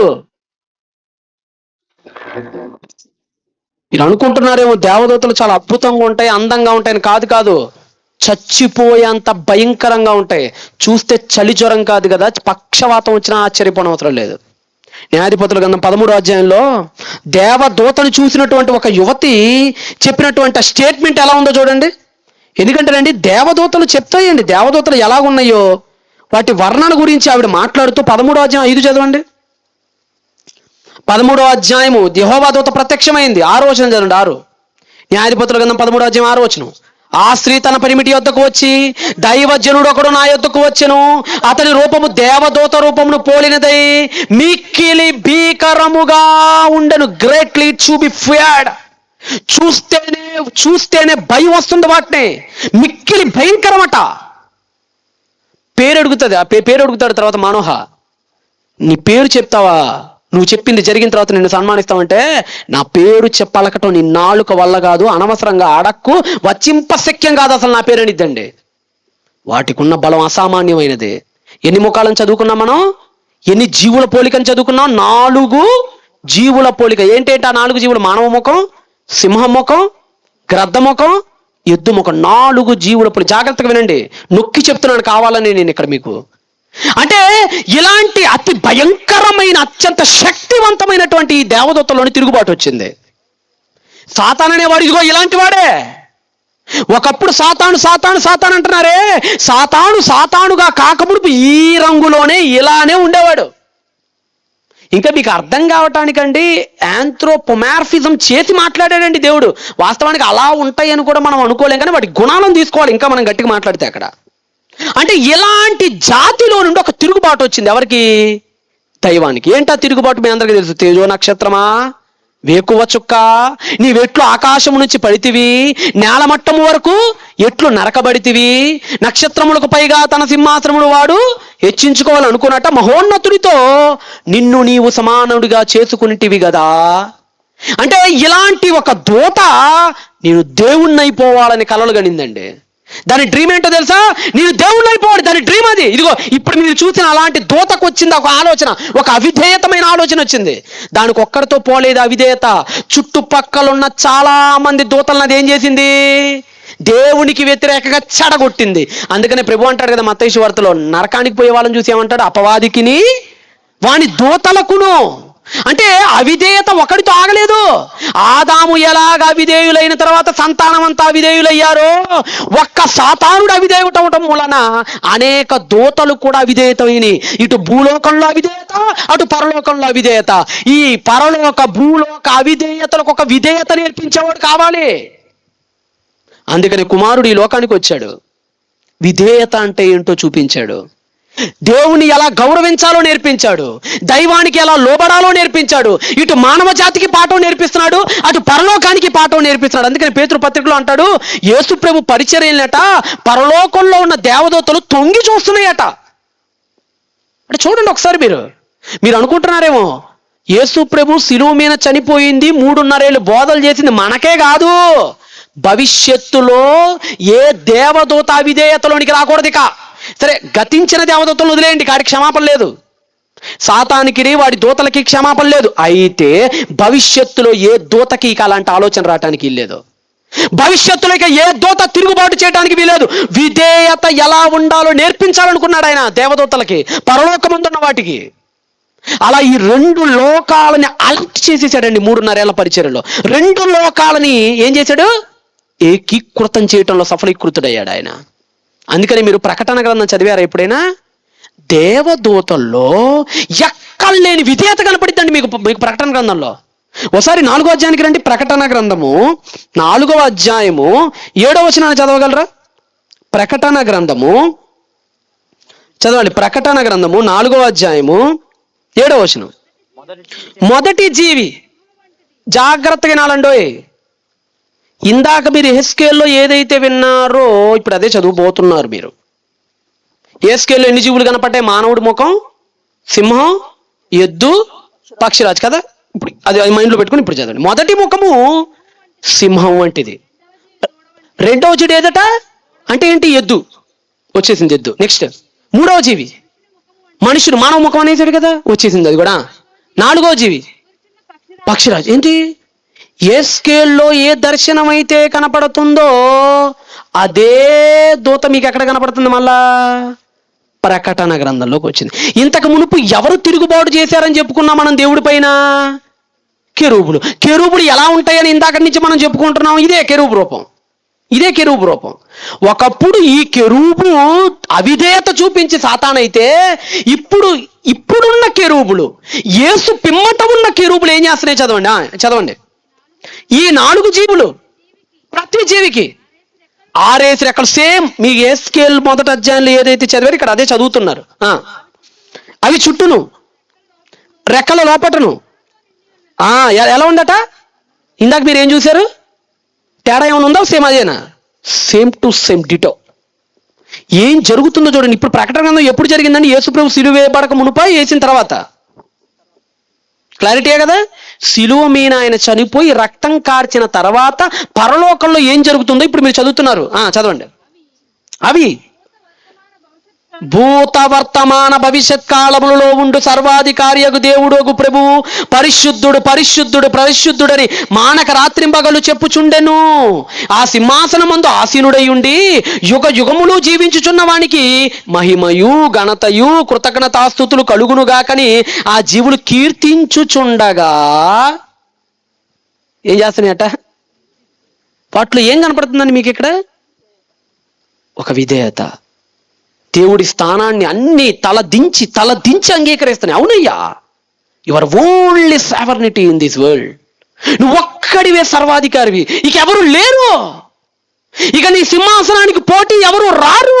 నువ్వు ఒక్కడివే పరిశుద్ధుడివి, అందుకనే ఆ సింహాసనం నీది. ఇంకా చదవండి కింద. ఆ 24 పెద్దలు సింహాసనం ముందు ఆసీనుడై ఉండు వాని ఎదుట అవిధేయత లేదండి. ఇక డైరెక్ట్గా సాష్టాంగ నమస్కారం. ఎవరికి? దైవానికి. అందుకని మీరు చూడండి ఎంత విధేయత అంటేనండి, ప్రకటన చూడండి వాటి విధేయత ఎంత గొప్పగా ఉంటుందంటే 19వ అధ్యాయం 10కి రండి. ఒకప్పుడు ఈ కెరూబులు దేవుడితో సమానంగా చేసుకోవాలని అనుకున్నాయి. జాగ్రత్తగానండి. ఇందాకేమనుకున్నాయండి కెరూబులు? ఎవరితోనట? మహోన్నతునితో సమానం. ఇప్పుడు ఎలా మారిపోయినాయో చూడండి. 19వ అధ్యాయం 10వ వచనం. అందుకు నేను, అతనంటే ఎవరో కదా, ఆ అధ్యాయాలన్నీ కెరూబులే. అధ్యాయాలంతా కెరూబుల గురించి అన్నాను. అదే అన్నాడు 4వ అధ్యాయంలోనే కెరూబు గురించి ఎక్స్ప్లెయిన్ చేసి కెరూబుని కంటిన్యూ అవుతుంది అధ్యాయం మొత్తట్లో. చదవండి. అందుకు యోహాను ఆ దేవదూత అయిన కెరూబుకి నమస్కారము చేస్తుండగా సాగిలపడగా అతడు అనగా కెరూబు వద్దు, నాకు కాదు నువ్వు నమస్కారం చేయాల్సిందయ్యా. అయ్యో ఏంది నాకు నమస్కారం చేస్తున్నావేటి నువ్వు? వద్దు సుమీ, నేనెవరో తెలుసా? నేను నీతోను యేసును గూర్చిన సాక్ష్యం ఇచ్చు నీ సహోదరులతోనూ దాసున్నయ్యా. నేను దాసున్నయ్యా. నమస్కారం ఎవరికైనా చేయాలంటేనయ్యా దేవుడికి మాత్రమే చేయాలయ్యా. ఒక significant change accord in angels. దేవదూతల్లో ఒక సిగ్నిఫికెంట్ చేంజ్ కనపడుతుంది. ఒక ప్రధానమైన చేంజ్, ఒక విధేయత కనపడుతుంది. ఒక విధేయత అంతటితో ఆగట్లా. మీరు ప్రకటన గ్రంథం చదవండి. అడుగడుగున యోహాను దండం పెట్టబోతాడు. అడుగడుగున దేవదూత వద్దంటది. దేవుడు ఒక్కడే తప్ప మేము ఎవరూ దానికి పోటీదారులు కాదని చెప్పిద్ది. మరొక వచనం చూపించిన మీకు. ఇప్పుడు మీరు ఎన్నో అధ్యాయం చదివారు? 19, 22కి రండి ఒకసారి. 22వ అధ్యాయం 8. 22వ అధ్యాయం 8. 22వ అధ్యాయం 8 ముగించేస్తాను ఇక. యోహానును నేను ఈ సంగతులను వినినవాడను చూచినవాడను.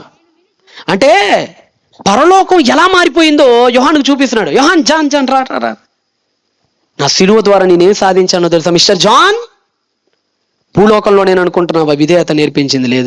లేదు, పరలోకాన్ని కూడా సాధించేశా. భూలోకాన్ని మార్చాను అనుకుంటున్నావా? లేదు, పరలోకాన్ని కూడా మార్చి పడేశా. ఎంత మార్చానో చూపిస్తారా అన్నాడు. అప్పుడు పరలోకంలో విజయం కనపడింది. తిరుగుబాట్లు కనపడట్ల పరలోకంలో.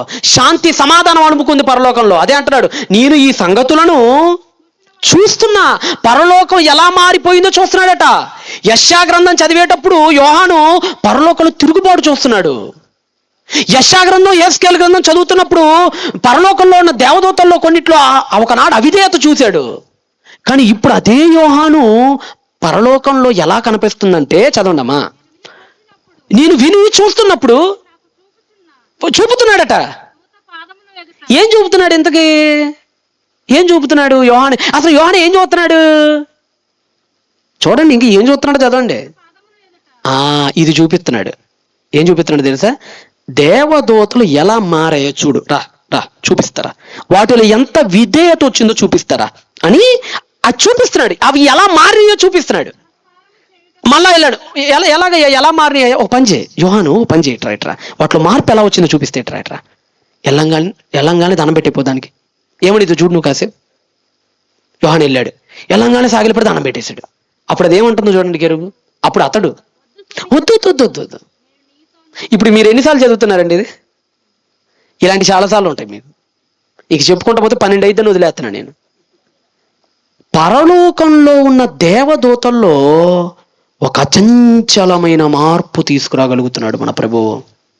వద్దు సుమీ, నేను నీతోను ప్రవక్తలతోను గ్రంథమందున్న వాక్యములను గైకొను వారితోను I'm slave. I'm not partner to God, but I'm slave. నేను దేవునితో సమానుని కాదయ్యా. నేను మహోన్నతుడితో సమానుని కాదయ్యా. నేను ఒక స్లేవ్ ఆయనకి. నేను ఒక దాసుడు ఆయనకి. ప్రకటన మొత్తం మీరు చదవండి. గతంలో ఎప్పుడూ చూడని ఒక విధేయత, గతంలో కెరూబుల్లో ఎక్కడా కనిపించని దైవం పట్ల కృతజ్ఞత యేసు ద్వారా కనిపిస్తుంటది. అందుకని అన్నాడు అపోస్తలుడైన పౌలు. ఇప్పుడు చదవండి, మీకు ఎఫ్ఎస్సి అర్థమైంది. ఎఫ్ఎస్సీలకు అపోస్తలుడైన పౌలు రాసిన పత్రిక 1వ అధ్యాయము 10వ వచనం. ఇప్పుడు చదవండి, ముగించేస్తాను. ఇప్పుడు చదవనా? అది సంగతి. యేసుప్రభుని పంపిద్దాం అనుకున్నప్పుడు దేవుడు అనుకున్నవి ఏంటంటే, ఎలా అసలు ఏం చేద్దాం? ఈ పరలోకంలో దేవదూతల్లో అవిధేయత వస్తుంది, మానవుల్లోనూ అవిధేయత వస్తుంది. ఈ మానవుడిలోనూ దేవదూతల్లోనూ ఈ అవిధేయతని మార్చటం ఎలా అని దేవుడు తనలో తాను అనుకున్నప్పుడు కనిపించిన వాడే తన కుడి భుజమైన యేసు. నీ వల్లే సాధ్యమయ్యా యేసు, నీ వల్లే సాధ్యం రా. నువ్వు వెళ్ళాలి పరలోకం నుంచి భూలోకానికి. అటు మానవుడికి పాఠం చెప్పాలి, ఇటు దేవదూతలకి పాఠం చెప్పాలి. ఇద్దరిలో ఉన్న అవిధేయతని ఊడ్చిపడేయాలి, ఇద్దరికి విధేయత నేర్పించాలి. చదవనా ఈ సంకల్పమును బట్టి ఆయన అందుకని చెప్తున్నాడు ఇప్పుడు ఆయన మాట. పరలోకమందున్నవే గాని ఇటు భూలోకంలో ఉన్న ఆదాము సంతతే గాని సమస్తము. అసలు యేసు వచ్చింది అందరి కోసం. అటు దేవదూతలైనా ఇటు మానవులైనా అసలు జీవం అనేది ఏదైనా సరే అది యేసుకు లోబడాల్సిందే. యేసు తప్ప మరొక మార్గం లేదు. నేనే మార్గమును, నేనే జీవమును, నేనే సత్యం. I'm the way, I'm the truth, I'm the life. No man comes to the Father unless by me. నేను తప్ప ఎవడు దేవుని చూడలేడు. ఆయన దగ్గరికి రావాలంటే నేనే దిక్కు. అది దూతలకైనా మీకైనా ఎవరికైనా సరే. I mediator to both. ఇరువురికి నేనే మధ్యవర్తిని. పరలోకమందున్నవే గాని భూలోకమందున్నవే గాని క్రీస్తు నందు ఏకముగా. ఇందాక మీరేం చదివారండి? ఇందాక ఏకముగా సమకూర్చాలన్నది యోహాను సువార్తలో మీరు ఏం చదివారు? మన మానవుల గురించి చెప్తున్నారు. కానీ ఇప్పుడు అలా కాదట. అందుకనే అన్నాడు దేవదూత. మీకు అర్థమైందా? మీకు దేవదూత అన్న మాట అర్థమైందా? నీ ప్రవక్తలతోనూ వాక్యమును గైకొను వారితోనూ సహదాసుణ్ణి. అంటే దేవదూతల్లోనూ మనల్ని విధేయతలు ఇద్దరిని ఏకం చేసి పడేశాడు. ఒక మార్పు వస్తుందండి. యేసు మామూలుడు కాదండి. మీరు అనుకుంటారు చిన్నోడు చిట్టోడు కాదండి. ఆయన ఒక బలియాగంతో ప్రపంచం మొత్తాన్ని ఏకం చేయగలిగాడు. ఆయన దేవుడికి మనశ్శాంతిని, దేవుడికి శాంతిని, దేవుడికి సమాధానాన్ని తీసుకురాగలిగాడు. ఆయన తలనొప్పి పుడుతున్నటువంటి ఈ జీవరాశుల్లో ఆయన తలకి చల్లటి తైలాన్ని దిద్దగలిగాడు మన యేసు. ఆయన వల్లే సాధ్యమైంది ఇదంతా. ఏకముగా సమకూర్చవలెనని తనలో తాను అనుకున్నాడట. దేవుడు ఎందుకో తెలుసండి? మనం పాపం చేస్తామని తెలిసి కూడా ఎందుకు దేవుడు లోకాన్ని చేశాడండి అని అడుగుతారే, దానికి సమాధానం ఏంటి తెలుసా? నా యేసున్నాడని చేశాను రా అంటాడు ఆయన. ఆయన ఏమంటాడు తెలుసా? మీరు వెళ్ళి అడిగారు అనుకో, ఏమయ్యా మేము పాపం చేస్తామని తెలియదా, నీకు ఎందుకు చేశాడంటే, నోర్మై నా యేసున్నాడో అందుకని సృష్టిని చేశా. ఏమన్నా అయితే ఆయన చూసుకుంటాడు. జబ్బు పెట్టినోడికి ఔషధం పెడతాం తెలీదా? తెలుసు ఆయనకి. సైడ్ ఎఫెక్ట్స్ ఏమొస్తాయో కూడా తెలుసు. ఆ సైడ్ ఎఫెక్ట్స్ని ఎలా తగ్గించాలో కూడా ఆ డాక్టర్ తెలుసు. అప్పుడప్పుడు డాక్టర్ దగ్గరికి వెళ్ళాను అనుకోండి, మీకు హార్ట్ స్ట్రోక్ మందులు ఇవ్వాలంటే కిడ్నీ కూడా డ్యామేజ్ అయ్యిద్ది. ఎప్పుడైనా గుండెపోటు వచ్చినప్పుడు డాక్టర్ దగ్గరికి వెళ్ళారనుకోండి, మందులు ఇస్తాడు గుండెకి. కానీ ఇక్కడ గుండెకు మందులు ఇచ్చేటప్పుడు ఆ గుండె మందు గుండెను బాగు చేయటమే కాదు, ఒక సైడ్ ఎఫెక్ట్ ఉంది. ఆ టాబ్లెట్ మింగితే అదేంటో తెలుసా? కిడ్నీ కొట్టిద్ది, కెరాటిన్ పెరిగిద్ది. డాక్టర్కి ఇంకోటి కూడా తెలుసు, ఈ కెరాటిన్ ఎలా తగ్గించాలో కూడా మళ్ళీ డాక్టర్ తెలుసు. ఒక దేవుడికి ఒక క్లారిటీ ఉంది, పిక్చర్ చాలా క్లారిటీగా ఉంది దేవుడికి. ఆ క్లారిటీ అంతా యేసు వల్లే వచ్చింది. అది మీకు అర్థం కావాలి. అందుకని అన్నాడు, మొత్తాన్ని తీసుకెళ్లి యేసు చేతుల్లో పెట్టేశాడట. మీరు హెబ్రీ పత్రిక చదవండి. ఆయన సమస్తమునకు వారసుడు అంటదండి బైబిల్. ఇదే ప్రకటన గ్రంథము 5వ అధ్యాయము 13-14. ప్రకటన గ్రంథము 5వ అధ్యాయము 13-14. అంతటా పరలోకమందును భూలోకమందును మొత్తం అన్ని లోకాలు ఏమి లేదు పెండింగ్. అన్ని లోకాల్లోనూ ప్రతి సృష్టి, అసలు జీవం అనేది ఎక్కడెక్కడైతే బతుకుతుందో అది పరలోకమా, అది భూలోకమా, అది పాతాళ లోకమా, అది సముద్ర గర్భమా, అది ఏదైనా సరే ప్రతి సృష్టము అనగా వాటిలో ఉన్న యావత్తు సర్వము సింహాసనాసీనుడై ఉన్న దేవునికిని. అంతేకాదు ఆ విధేయత గొర్రె పిల్లకును స్తోత్రాలు, ఘనతయు, మహిమయు, ప్రభావములు యుగ యుగములు కలుగునుగాక.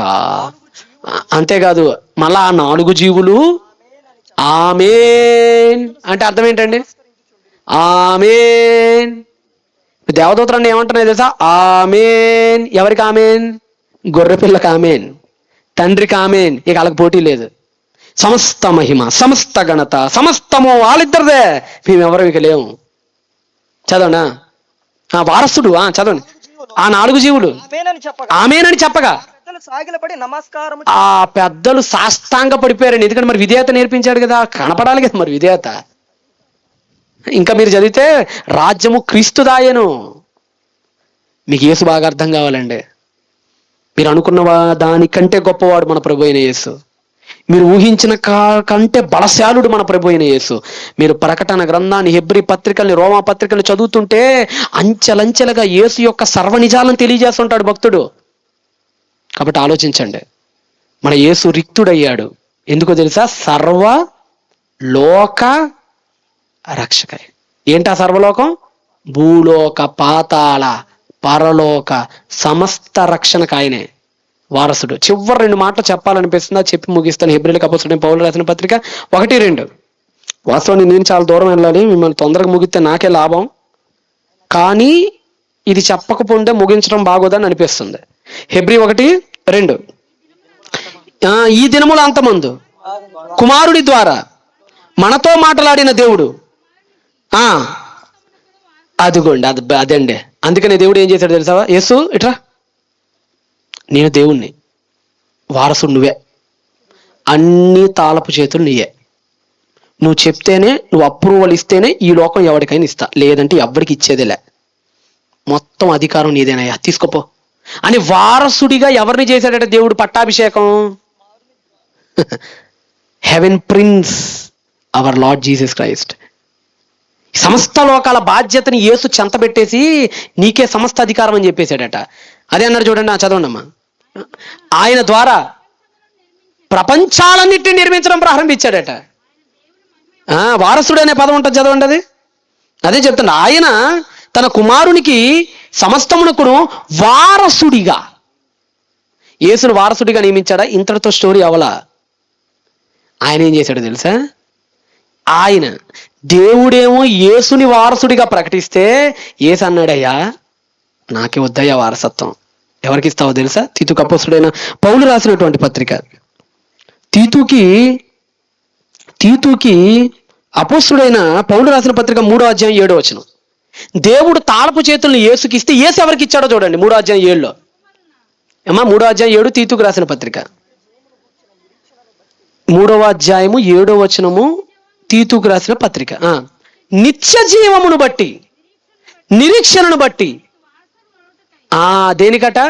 దానికి వారసుల మగుటకై ఆ పరిశుద్ధాత్మను తన రక్షకుడైన యేసుక్రీస్తు ద్వారా మనకి వారసులు ఎవరు? ఇక్కడి నుంచి మనల్ని వారసులుగా చేసింది ఎవరు? మన ప్రభు అయిన యేసు. మన ప్రభు అయిన యేసు ద్వారా తండ్రి మనల్ని వారసులుగా తీర్చిదిద్దాడండి. అంటే పరలోకం ఎవరిదిరా అంటే, ఇదిగో ఈ భూమి మీద ఎవరైతే యేసులాగా బ్రతుకుతూ యేసు మందు విశ్వసిస్తారో వారిదే పరలోకం. మీకున్న ఆపర్చునిటీ మామూలుది కాదు. మీకు తెలుస్తుంది, నాకు అర్థమైంది. అది నాకు అర్థమైంది కాబట్టే ఎలాగైనా ఈ జన్మను సద్వినియోగం చేసుకోవాలనే తపన ప్రారంభమైంది నాలో. ఎన్ని తిరుగులైనా తిరగాలి. నిన్న మీ దగ్గరికి నేను రావడానికి దాదాపుగా 600 కిలోమీటర్లు ప్రయాణం చేశానండి. అక్కడెక్కడో పులివెందుల నుంచి వస్తున్నా నేను. పులివెందుల నుంచి గుంటూరు వెళ్ళి, గుంటూరు వచ్చి, గుంటూరు నుంచి మీ దగ్గరకు వచ్చి. ఎందుకో తెలుసా? నాకు అర్థమైంది, ఈ జన్మ ఎంతో కాలం బ్రతుకుతామో తెలియదు. బ్రతికిన కొద్ది కాలం బ్రహ్మాండంగా బ్రతకాలి. కొడితే వారసత్వం పరలోకంలో కొట్టాలి. ఆలోచించుకోండి. మీ జన్మలు కూడా సద్వినియోగపరుచుకోండి ప్రియమైన దేవుని పిల్లలారా. అనవసరంగా కాలక్షేపం చేసుకోకండి. అనవసరంగా సమయాన్ని వృధా చేసుకోకండి. నిజంగా నిజంగా ఈరోజు శ్రీకాంత్ అన్న రేణుక వాళ్ళ ఇంట్లో ఉంటున్నాను నేను. క్యాలెండర్ గమనిస్తున్నా, ఊరకలా పండుకున్న బెడ్ పక్కన ఉంది. చూస్తే విజయరావు అన్న బొమ్మ ఉంది. ఆయన ఆరాధనలు ఎక్కడెక్కడ జరుగుతాయి అయితే ఒక ఆదివారం 5 ఆరాధనలు అంత. నాకు మైండ్ పోయింది కాసేపు. 8ంటికి 1, 12ంటికి 1, 2ంటికి 1, 4ంటికి 1, 7ంటికి 1. ఎందుకు ఇంత కష్టపడుతున్నాడు ఆయన? ఎవరి కోసం అన్ని ఇంత కష్టపడుతుంది? మీ ప్రాంతాలన్నీ నిజంగా మంచి దైవజనుని కలిగి ఉన్నాయి. సంతోషపడండి. ఆయన చెప్పే వాక్యాలు నేర్చుకోండి. మాటలు ఎవరైనా చెప్తారండి, అనుభవంతో కూడిన మాటలు కొందరే చెప్తారు. నిజంగా నాకు విజయరావు అంటే చాలా ఇష్టం. మీకేమో కానీ నాకు చాలా ఇష్టం అన్నంటే. అన్న డేట్ అడిగాడంటే నేను లేదని ఎప్పుడు చెప్పను. ఎవరైనా అడిగినా కానీ చెప్తాను, అన్న అడిగితే మాత్రం చెప్పను. ఆయన అంటే నాకు అంత అభిమానం, అంత ప్రేమ.